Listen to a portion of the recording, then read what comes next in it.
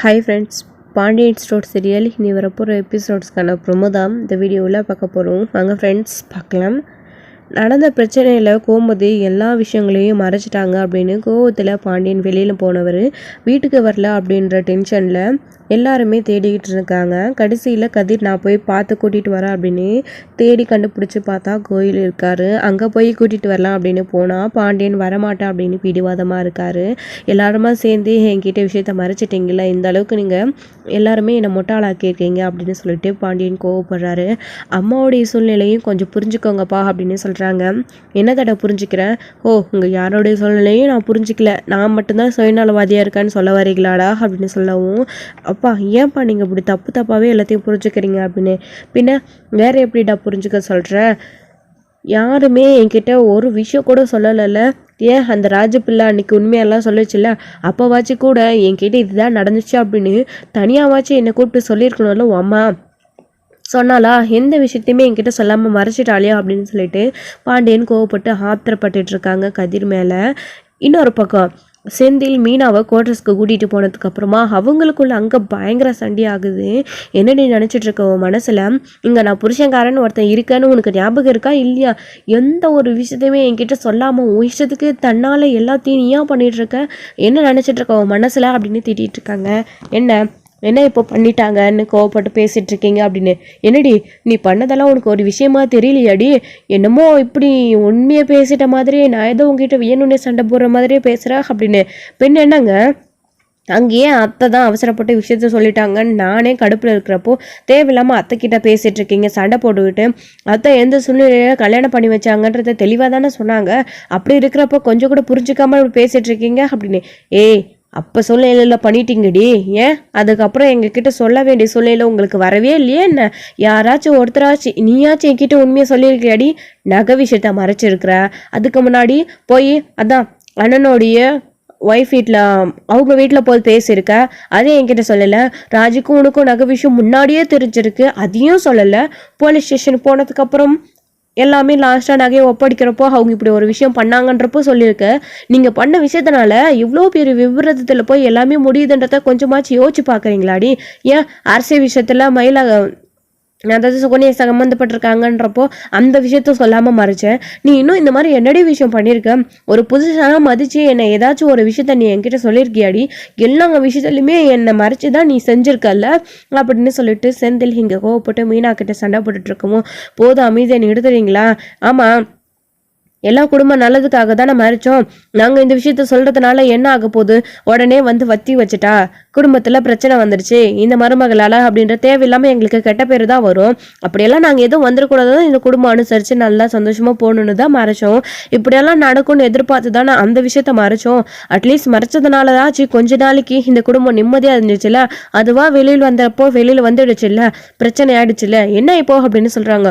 ஓஹோ, அப்போ உனக்கு இதுதான் பிரச்சனையா தெரியுதா? ஆமாடி ஆமாம், உன்கிட்ட போய் நான் அதெல்லாம் கேட்குறேன் பாரு, என்ன சொல்லணும் அப்படின்னு செந்தில் சொல்லிட்டு இருக்காரு கோவப்பட்டு. அப்போதான் மீனாவுமே இருந்துக்கிட்டு, ஏங்க அத்தை தான் சொல்கிறாங்கல்ல, புரிஞ்சுக்கோங்க, நீங்களாச்சும் கோவப்பட்டு சண்டைப்படாதீங்க அப்படின்னு. ஏய் போதும் நிறுத்துடி, நீ எதுவும் சொல்ல வேணாம். பண்ணுறதெல்லாம் பண்ணிட்டு புருஷனா என்ன அவ கூட மதிக்காத, உன் இஷ்டத்துக்கு எல்லாத்தையும் பண்ணிட்டு என்னமோ பேசிட்டு இருக்க. நீ பண்ணதுலேயே உருப்படியான ஒரு விஷயம், நான் இங்கே வானு கூப்பிட்ட உடனே இங்கே வந்து உட்காந்துட்டு இருக்க பாரு, அப்பவும் பாதி நாள் போய் அங்கே தானே உட்காந்துக்கிறா, அது ஒன்று மட்டும்தான்டி. இன்னும் என்னென்ன நீ எல்லாம் மறைச்சி வச்சிருக்கோ தெரியல, ஏதாச்சும் இருந்தா சொல்லிடு அப்படின்னு. ஏங்க தேவையில்லாமலாம் பேசிட்டு இருக்காதீங்க. நீங்கள் மட்டும் இங்கே வரப்போகிறோம் இங்கே போகலாம் அப்படின்ற விஷயத்தெல்லாம் எங்கிட்ட கேட்டு தான் செஞ்சீங்களா என்ன? என்கிட்ட ஒரு வார்த்தை கூட சொல்லாமல் எல்லாத்தையுமே நீங்களாக பண்ணிவிட்டு உங்கள் இஷ்டத்துக்கு பண்ணிவிட்டு இப்போ என்னமோ கேட்குறீங்க. ஆமாம், நீங்கள் மட்டும் ஒழுங்காக வழி நடத்திக்கிட்டு ஒழுங்காக இருந்திருந்தா நான் ஏன் உங்ககிட்ட இதெல்லாம் மறைச்சிட்டு சொல்லாமல் இருக்க போகிறேன்? நீங்களே எதையுமே கேட்க போகிறதில்ல, நீங்கள் எடுக்கிற முடிவு எதுவும் தெளிவாகவும் எடுக்க போகிறதில்ல, அது எதுவும் விளங்குறதும் இல்லை. பெண்ணை எப்படி உங்ககிட்ட எல்லாத்தையும் சொல்லுவாங்களா அப்படின்னு சொன்ன உடனே செந்திலுக்கு அவ்வளோ கோவம். மீனா எடுத்தடிதான் முகத்தில் அடித்த மாதிரி பேசிடுறாங்க. என்னடி எனக்கு எதுவும் கையில் ஆகலையா? எனக்கு எதுவுமே ஆகலைல்ல, எதுக்கு அப்போ கையால் ஆகாதவனை கல்யாணம் பண்ண கேட்ட அப்படின்னு சொல்லிட்டு கேட்கவும், ஆமாம் அப்போ இதெல்லாம் தெரிஞ்சு தான் நான் லவ் பண்ணனாக்கும், அப்போ இதெல்லாம் தெரியலையே, இப்படி உங்களுக்குள்ள இப்படி ஒரு மிருகம் இருக்குது, இப்படி ஒரு குணம் இருக்குன்றது இப்போ தான் எனக்கு தெரிய வருது, எதுக்குமே நீங்கள் லாக்கி இல்லைன்றது இப்போ தானே புரியுது அப்படின்னு மீனா சொல்லவும், என்னடி பேசிகிட்டு இருக்க அப்படின்னு சொல்லிட்டு 2 பேருக்குள்ள பயங்கர வாக்குவாதம் ஆகிடு. செந்தில் வந்து மீனாவை அடிக்க கை வாங்கிடுறாங்க, என்னை பற்றி என்ன வார்த்தை பேசுகிறா அப்படின்னு. மாப்பிள்ளை அப்படின்னு அவரோட அப்பா அங்கே கரெக்டாக வந்து ஜனார்தன் நிற்கவும் மீனாவுக்கும் சரி செந்திலுக்கும் சரி அதிர்ச்சி. ஏன் அப்படின்னா இவங்க அங்கே வர்ற விஷயம் இவங்க 2 பேருக்குமே தெரியாது. ஸோ ஷாக்கிங்காக சர்ப்ரைசிங்காக வந்திருக்காங்க. இப்படி செந்தில் மீனா கிட்ட அடிக்க கை வாங்கினாங்க அப்படின்ற உடனே அவ்வளோ கோவம் வந்துடுது அவருக்கு. என்ன மாப்பிள்ள ஏன் முன்னாடியே கை நீட்டுறீங்க அப்படின்னு சொல்லிட்டு பயங்கரமாக வந்து சண்டை போட்டுட்ருக்காங்க. போயிட்டு ஜனார்தனன் வந்து செந்தில் கிட்ட அப்போது மீனா இருந்துக்கிட்டு, அப்பா வாங்கப்பா உள்ளே வாங்க அப்படின்னு.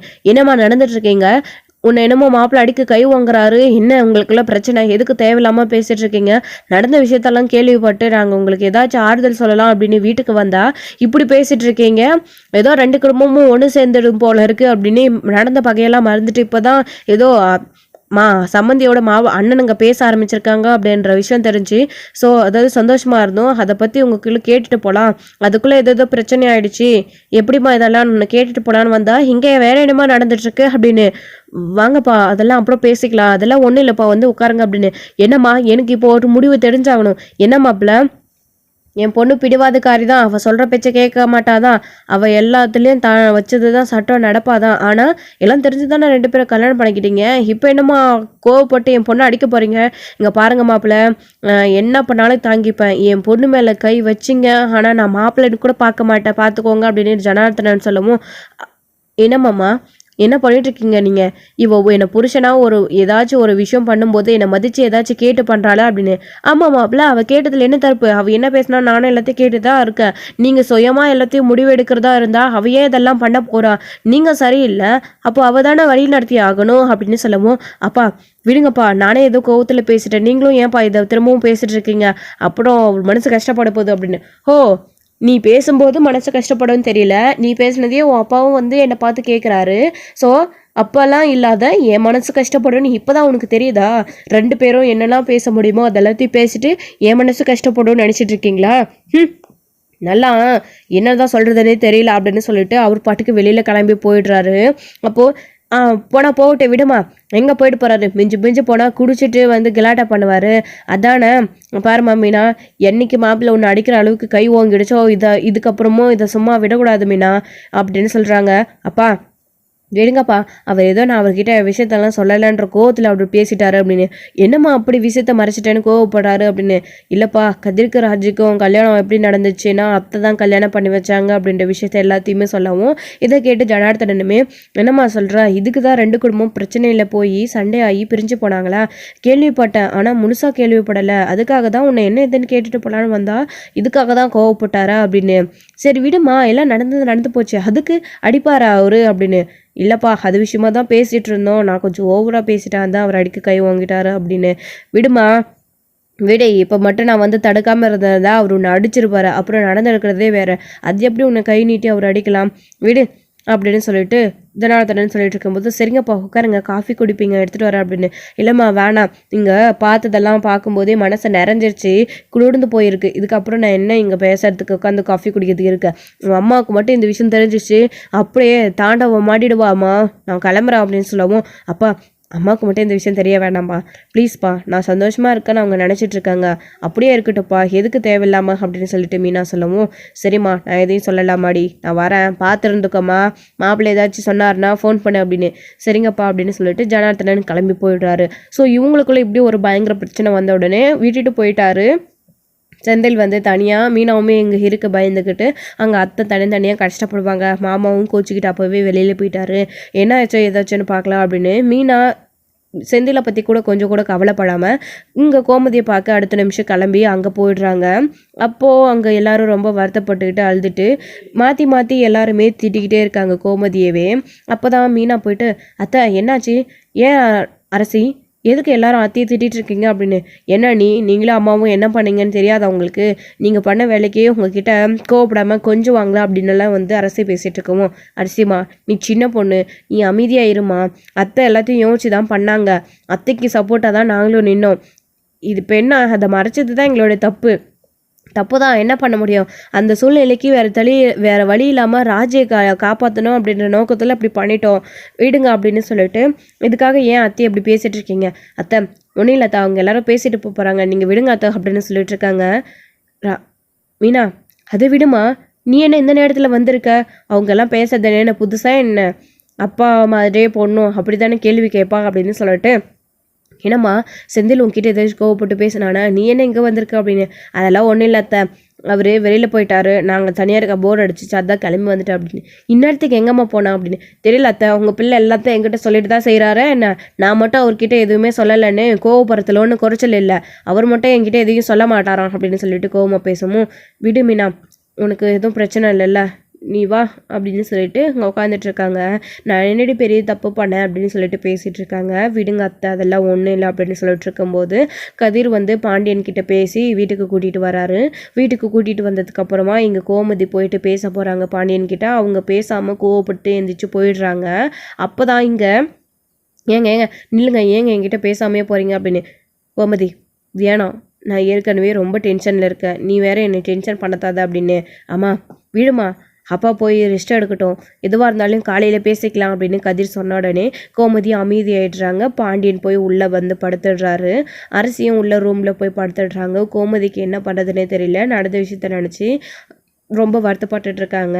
இப்போ தான் 2 குடும்பமும் ஒன்று சேர போகுது அப்படின்னு சந்தோஷத்தில் இருந்தேன்.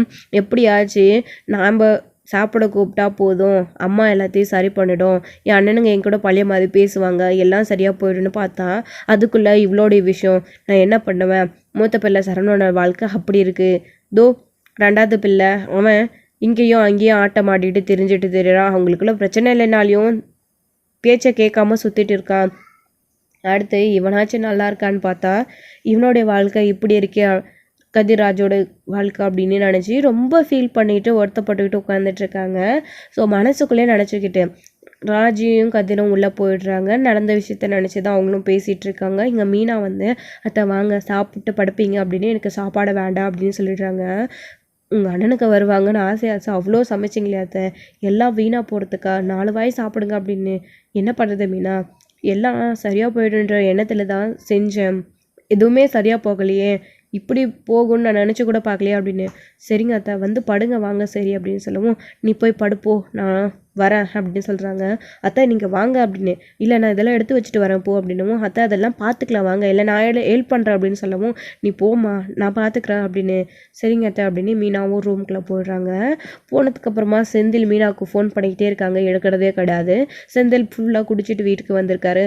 ஓ போயிட்டாளா, மாமியார் வீட்டுக்கு போயிட்டாளா, எல்லாம் சண்டை வந்தால் அம்மா வீட்டுக்கு தான் போவாங்க, ஆனால் இவன் அப்படியே ஆப்போசிட், போய் ஏன் அம்மா வீட்டில் உட்காந்துப்பா அப்படின்ற மாதிரி பேசிக்கிட்டு சாவி எடுத்து திறந்துட்டு உள்ளே போயிடுறாரு. ஸோ இப்போது இங்கே கோமதி நடந்த விஷயத்த நினச்சி ஃபீல் பண்ணிக்கிட்டே அப்படியே வந்து எல்லாத்தையும் க்ளீன் பண்ணி வச்சுட்டு தூங்காமே உக்காந்துக்கிறாரு.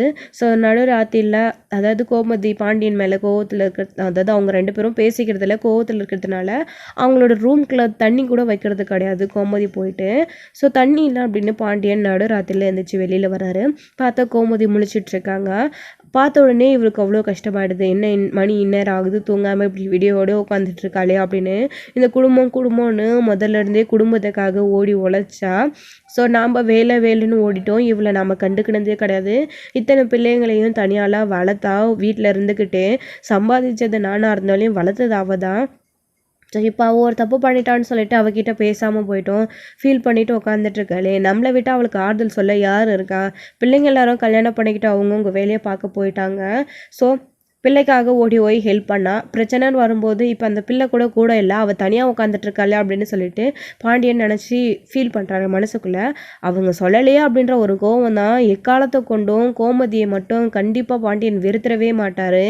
ஏன்னா அவங்க 2 பேரும் ஒருத்தருக்கு ஒருத்தர் விரும்பி மனசளவில் யோசித்து ஓடி வந்து கல்யாணம் பண்ணிக்கிட்டவங்க. அப்படி இருக்கிற ஒருத்தரை வந்து கண்டிப்பாக பாண்டியன் விட்டு கொடுக்கவே மாட்டாங்க. நமக்காக எல்லாத்தையும் விட்டுட்டு நம்ம கூட வந்தவ, நம்ம கையை பிடிச்சிக்கிட்டு எந்த ஒரு துரும்பு சீட்டு இல்லாமல் கையை பிடிச்சிக்கிட்டு நம்பி வந்தவளை விடக்கூடாது அப்படின்னு பாண்டியனுக்கு முழுசாவே தெரியும். அப்படின்னா அவர் நினைக்கிற மாதிரி கோமதி நினச்சி விஷயத்த சொல்லாமல் போயிட்டாலே அப்படின்ற கோவம் தான் அவருக்கு. ஸோ இப்போ தண்ணி குடிச்சிட்டு கிச்சன்லேருந்து வராரு. கோமதி அழுதுகிட்டே உட்காந்துட்டு இருக்கிறத பார்த்துடுறாரு. தூங்காமல் இருக்காதான் பார்த்தா ஆனால் இப்படி அழுதுகிட்டு உட்காந்துட்டு இருக்காளே அப்படின்னு அப்படின்னு போய் நிற்கவும் கோமதி அப்படியே கண்ணை தொலைச்சிக்கிட்டு நினச்சி நிற்கிறாங்க. ஏங்க என்னங்க வேணும்? தண்ணியா அதோ கொண்டு வர அப்படின்னவும் குடிச்சாச்சு அப்படின்னு சொல்கிறாங்க. சாரிங்க, நான் தான் வைக்க மறந்துட்டேன், நான் வந்தால் நீங்கள் கோவப்பட்டு டென்ஷன் ஆகிடுவீங்களே தான் அப்படின்னு சொல்லிட்டு. சரிங்க நீங்கள் போய் படுங்க அப்படின்னு. தூங்கலையா அப்படின்னு கேட்குறாங்க. தூக்கம் வரலங்க அப்படின்னு. ஏன் வரல அப்படின்னு. ஏங்க இத்தனை வருஷமாக நீங்கள் என்கிட்ட பேசி சாப்பிட்டியான்னு கேட்காம நிம்மதியாக நான் என்னைக்குங்க படுத்து தூங்கியிருக்கேன். நீங்கள் என்கிட்ட பேசாதப்போ எனக்கு கஷ்டமாக இருக்காதா? யாருமே என்னை புரிஞ்சிக்கல, என் அண்ணனுங்களும் என் அம்மாவும் புரிஞ்சிக்கல, எல்லாருமே கோவப்பட்டுட்டு போயிட்டாங்க. நீங்களும் என்னை புரிஞ்சுக்கலல்ல, என் பக்கம் என்ன நான் இருக்கு நியாயம் அப்படின்றது தெரிஞ்சுக்கலல்ல. பின்ன என்னங்க, நான் எப்படி போனால் உங்களுக்கு என்ன, நீங்கள் போய் தூங்குங்க அப்படின்னு கோமதி அழுத உடனே பாண்டியனுக்கு மனசு கேட்கல. நீ சொல்லலேன்ற கோவம் தான் கோமதி, எனக்கு வேறு எந்த கோவமும் உங்ககிட்ட இல்லை. அதுக்காக இப்படி சாப்பிடாம கொல்லாமல் தூங்காமல் முடிச்சுட்டு உட்காந்துட்டு இருந்தால் எல்லாம் சரியாக போயிடுமா? எல்லாம் பொழுது விடைஞ்சால் சரியாக போயிடும்னு தெரியாதா? நான் உங்ககிட்ட பேசாமல் எத்தனை நாள் இருந்துட போகிறேன், இதுக்கு சாப்பிடாம உட்காந்துட்ருப்பியா அப்படின்னு பாண்டியன் கேட்ட உடனே கோமதி இருந்துக்கிட்டு, ஏங்க என்னை மன்னிச்சிடுங்க அப்படின்னு அப்போவே காலில் விழுந்துடுறாங்க. ஏய் என்ன பண்ணிகிட்ருக்க நீ அப்படின்னு பாண்டியன் கேட்குறாரு. அப்போது கதிரும் கரெக்டாக அந்த சமயத்தில் வெளியில் எழுந்திரிச்சு வராரு. ஸோ இவங்க 2 பேரும் பேசிட்டு இருக்கிற விஷயத்த பார்த்துட்டு இவங்க 2 பேரும் எப்படியே சமாதானம் ஆகிட்டாங்க, அப்பா அம்மாவை புரிஞ்சுக்கிட்டாங்க அப்படின்ற இது சந்தோஷத்தில் உள்ளே போயிடுறாரு அவருமே. ஸோ அவருமே தூக்கம் வராமல் தான் எதிர்ச்சியாக வெளியில் எழுந்திரிச்சு வந்தாங்க, அம்மா என்ன பண்ணுறாங்க பார்க்கலாம் அப்படின்னு சொல்லிட்டு. ஆனால் பாண்டியன் கிட்ட அவங்க பேசிகிட்டு இருக்கிறத பார்த்த உடனே அப்படியே உள்ளே போயிடுறாரு. அவங்க 2 பேரும் பேசிக்கிட்டோம் அப்படின்னு. அப்போ தான் எதுக்கடி இப்போ சின்ன குழந்தை மாதிரி அழுதுகிட்டு காலில் விழுந்துட்டுருக்க, வாடி முதல்ல உட்காந்து சாப்பிடுவா அப்படின்னு. இல்லைங்க சாப்பிடவே பிடிக்கல, சாப்பாட்டை பார்க்கும்போதெல்லாம் என் அண்ணனுங்க ஞாபகம் தான் வருது, அவங்களுக்காக ரெடி பண்ணி வச்சது, இது சாப்பிட மனசு இல்லைங்க, அவங்க பேசுனது தான் ஞாபகம் வருது அப்படின்னு. சரி வா கோபதி, அதுக்காக என்ன பண்ணுவேன், வா படுக்கலாம் அப்படின்னு சொல்லிட்டு கூட்டிகிட்டு போகிறாரு. ஸோ ஒரு வழியாக 2 பேரும் சமாதானம் ஆகிடுறாங்க, புரிஞ்சுக்கிறாங்க பாண்டியனுமே கோமதியை வந்து. ஸோ இதோட இந்த எபிசோடு வந்து முடிச்சிருக்காங்க. அடுத்தடுத்த எபிசோடில் என்ன நடக்க போகுது, அடுத்து கண்டிப்பாக சரணோட வாழ்க்கையை பற்றி தான் சரி செய்கிறதுக்காக கோர்ட்டுக்கு போக போகிறாங்க. ஸோ அங்கே என்ன நடக்க போகுது அப்படின்றதெல்லாம் வெயிட் பண்ணி நெக்ஸ்ட் ஸ்டோரியில் பார்க்கலாம். Friends thank you. இந்த வீடியோ உங்களுக்கு பிடிச்சிருந்தா லைக் பண்ணுங்கள், ஷேர் பண்ணுங்கள், கமெண்ட் பண்ணுங்கள்.